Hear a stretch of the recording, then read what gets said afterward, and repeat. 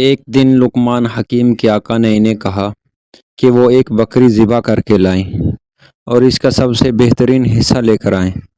لقمان حکیم نے بکری کو ذبح کیا اور اس کا دل اور زبان لے کر آقا کے سامنے پیش کیا۔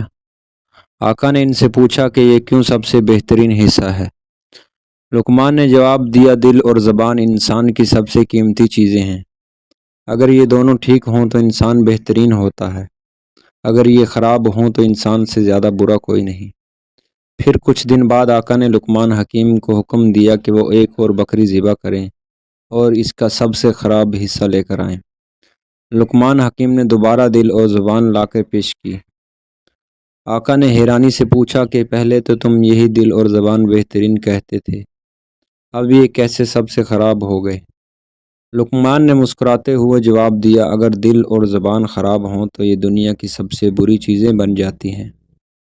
ان کے خراب ہونے سے نہ صرف انسان خود برباد ہوتا ہے بلکہ دوسروں کو بھی نقصان پہنچاتا ہے۔ یہ واقعہ لقمان حکیم کی حکمت اور زندگی کے بنیادی اصولوں کی عکاسی کرتا ہے۔